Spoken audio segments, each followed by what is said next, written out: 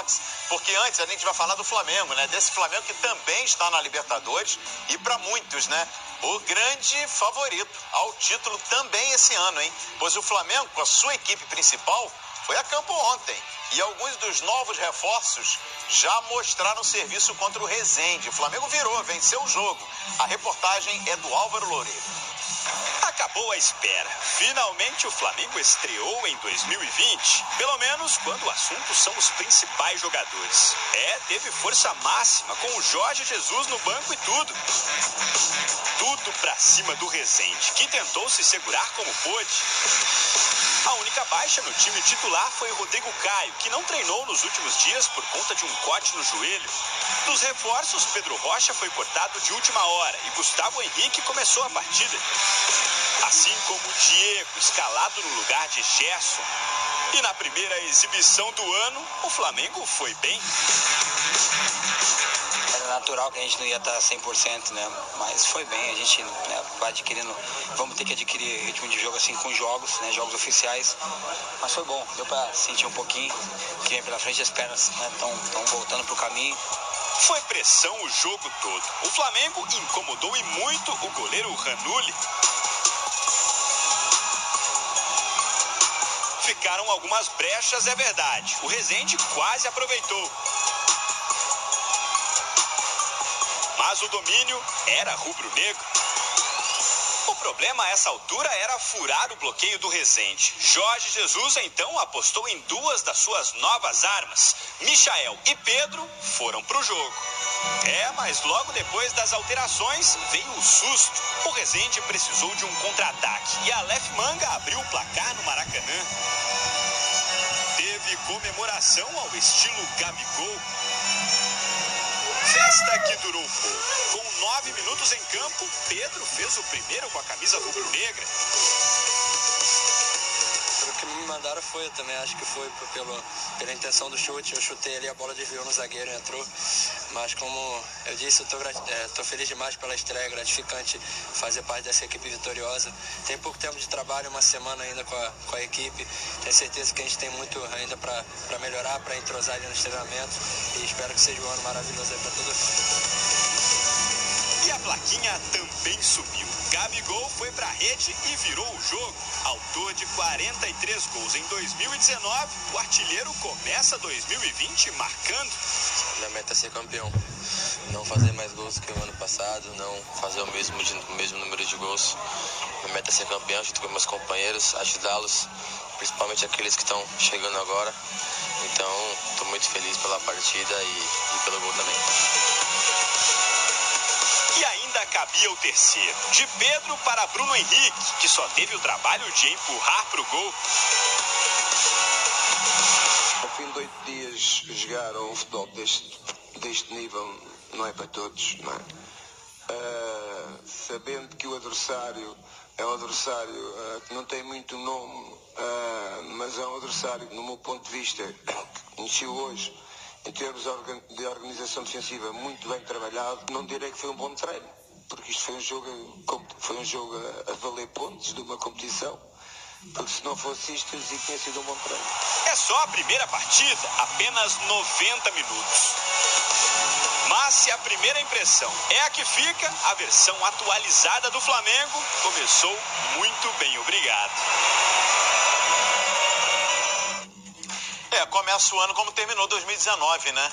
Maracanã cheio e jogando bem. Jogando bem, claro, fisicamente ainda com muitas limitações, mas trazendo a característica, né, Eugênio, daquele time que encantou o Brasil no ano passado, no segundo semestre, o time do Jorge Jesus, já no primeiro contato em 2020. Mas o legal, a novidade é que foi o grande barato, porque o jogo não estava lá muito tranquilo. O Flamengo perdendo no Maracanã por pequeno Resende. Aí o Jesus, como diz o Pascoal, olha pro banco, vai lá, Michael, vai lá, Pedro. E aí, joga. Entrou o Gerson depois. O Gerson entrou depois também. Mas inicialmente ele, olha, tá difícil, tá complicado. Michael e Pedro. Nossa, aí, pai, olha o banco. A coisa abriu, né? Clareou e o Flamengo conseguiu a vitória. Destacar o seguinte, ele começou o jogo com o Diego como titular e não o Gerson, né? É algo que a gente... Ele falou sobre isso na coletiva. Mas assim... Observar. O Diego, ano passado, quando voltou, ele voltou muito bem. E voltou no momento de queda do Gerson. O Gerson foi, entre outubro, novembro ali, para mim, o melhor jogador do Flamengo. Mas ele caiu de produção na reta final do ano. E o Diego, quando voltou jogando muito bem. Então, o fato dele iniciar a primeira partida com o Diego como titular, eu acho que no mínimo serve como uma sinalização. Ó, olha o Diego aí. Olha o Diego aí. E agora, é interessante a gente ver em campo Gabigol e Pedro juntos. O Gabigol se movimentando mais, o Pedro mais como referência. Pedro chuta a bola que entra no primeiro gol, depois de desviar no zagueiro. O Pedro dá o passe para o gol do Bruno Henrique no final. O Flamengo ganha uma figura na área que ele não tinha no ano passado. E ganha um driblador pela direita, que também não tinha no passado. O Flamengo eventualmente caía ali o Bruno Henrique, eventualmente poderia cair alguém, mas até não tinha. O Vitinho, quando entrava... Mais pela esquerda. Mas contra o Liverpool, por exemplo, contra o River Plate, que ele entra e melhora o Flamengo, ele entra pelo lado direito. Só que agora é um cara que entra voando, que é o Michael. Então o Flamengo vai continuar sendo um time de muita imposição técnica e física em cima dos adversários, mas ganha novos elementos que enriquecem ainda mais o seu potencial de ataque. É sensacional o que vem por aí. Eu imagino que seja um ano fantástico do Flamengo. O que chama atenção, né, mano? Porque com a entrada do Michael, e essa vai ser uma tendência, né? Sim. O Michael vai ser aquela opção para pegar a defesa cansada, pegar a defesa segundo tempo, né? Mais desgastada. Enfim. E aí com o Pedro na referência junto com o Gabigol. O Flamengo ganha um poder de fogo ainda maior, pelo menos essa expectativa, e já deu sinais ontem, né? O Pedro não é aquele cara paradão também, né, Calheiros? Ele, por mais que tenha uma referência ali maior do que a do Gabigol ali como um camisa 9, ele é um centroavante de origem, coisa que o Gabigol não é, ele foi adaptado a essa função, mas é um cara que ele tem uma versatilidade também, tanto que ele dá uma assistência pro gol do Bruno Henrique, ele tá fora da área ali buscando o passe e acaba fazendo o cruzamento para que o Bruno Henrique pudesse completar. Então é uma situação que eu sinceramente acho, Calheiros, que de fato ali, por mais que o Diego tenha entrado ontem, mas o Diego ele não tem o poder de marcação do Gerson. Eu acho que contra o Resende, campeonato estadual, ok.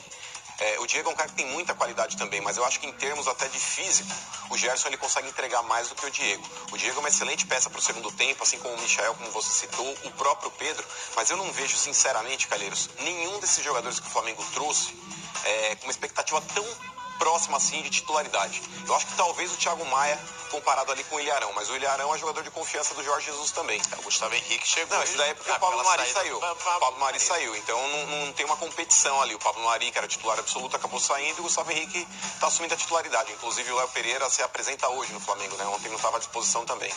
Mas, sinceramente, cara, não tem como contestar o elenco do Flamengo. Eu até dei uma declaração ontem no Fox Rádio que deixou muitos torcedores aí, rivais do Flamengo, enfurecidos. Mas o campeonato estadual acabou ontem, Calheiros. Acabou ontem. Fato. Como é que você consegue fazer frente ao Flamengo hoje? Que time do Rio de Janeiro tem condições hoje de parar o Flamengo? Não tem como, Calheiros. Você pega esses reforços que o Flamengo trouxe, a princípio, para serem opções de banco.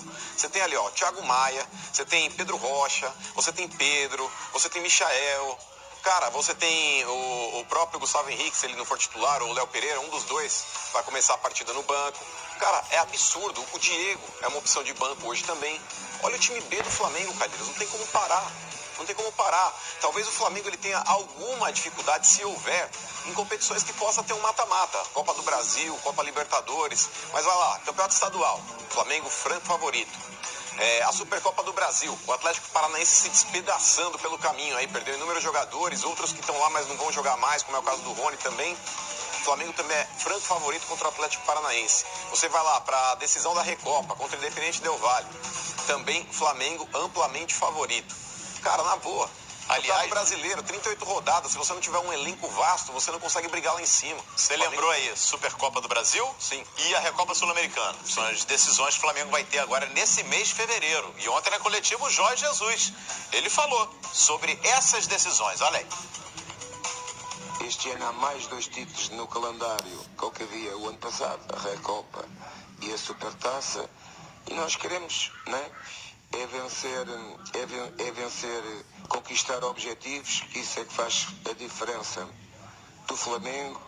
O Flamengo não pode ser um clube, um time, uma instituição, uma nação, pela grandiosidade que tem dos seus torcedores, não pode ser só por isso. Tem que ser por uma equipa que começou a ganhar títulos dentro e fora do Brasil. E como tal, esse poder tem que meter em jogo. Se o Flamengo ganhar o campeonato estadual, se isto aumenta o meu currículo, no Brasil sim, fora do Brasil zero. E portanto vou respeitar este estadual porque é uma prova de coração do povo brasileiro, portanto eu tenho que respeitar. Tá aí, ó, tá aí. O calendário do Flamengo já começa, né? Com decisões e como destaca aí o Jorge Jesus. São títulos, marcas importantes para o Flamengo ampliar aí na sua história. A gente coloca aí a sequência do Flamengo, os próximos jogos do Flamengo. O Flamengo tem o Madureira na última rodada aí dessa fase de classificação da Taça Guanabara. Depois já tem a decisão. No outro domingo, né? 11 da manhã, lá em Brasília, Flamengo e Atlético Paranaense. E aí, ó, 3 dias depois, faz o primeiro jogo lá no Equador. Recopa Sul-Americana contra o Independente Del Valle. E aí fecha o mês justamente decidindo, aí valendo a taça no Maracanã. Ainda tem semifinais e final de Taça Guanabara. De Taça Guanabara. Para encaixar nesse calendário aí. E eu imagino ele vai colocar o time que vinha atuando no início, né? Porque, como disse ali o Jorge Jesus, para ele, campeonato estadual é nada. A respeito, tradição e tal, não sei o quê. Estou usando aqui como preparação para o meu time. Ele acha que para ele não acrescenta absolutamente nada ao campeonato estadual. Ele quer ganhar as taças. Então, mas é um jogo só Supercopa do Brasil e tal, não sei o quê. Tem taça. É título oficial, Vambora. Claro. Recopa Sul-Americana, são só 2 jogos. É taça oficial, internacional, eu quero. Vai pro currículo. Estadual, para mim não faz diferença. Esse é o discurso dele. Mas é um profissional que não está acostumado com a cultura do futebol no Brasil. O Brasil é um país continente. Dentro do Brasil cabe a Europa inteira, quase. Você estabelecer um limite ali. E o futebol brasileiro se desenvolveu historicamente a partir dos campeonatos estaduais, porque era impossível você jogar um time do Amazonas contra do Rio Grande do Sul, né? Não sei, no dia a dia. E tem muito time pelo Brasil inteiro. Então a gente precisa entender a dinâmica do futebol do Brasil. Os estaduais se enfraqueceram sim, mas eles não podem acabar. Eles precisam ser revistos dentro do contexto para que eles sejam valorizados. Tenho dito aqui várias vezes. O estadual tem que valer como vaga na Copa do Brasil. Não pode classificar para a Copa do Brasil a não ser pelo campeonato estadual. Porque o ranking é uma questão burocrática, comercial para você colocar em campo os times de camisa. Então todos os times de camisa estão em campo. Mas para você valorizar um campeonato estadual, deve fazer com que ele seja a única maneira de chegar à Copa do Brasil. Campeão e no máximo vice de cada estado na Copa do Brasil. Aí vai valorizar, porque a Copa do Brasil dá vaga na Libertadores, porque a Copa do Brasil tem grande prêmio, etc, etc, etc. Eu vejo dessa forma. Mas a gente não pode deixar acabar os estaduais, não. Precisa trabalhar e encontrar maneiras de valorizar a competição. É um combo, né? Enfim, eu acho que cresceria todo mundo por esse caminho aí.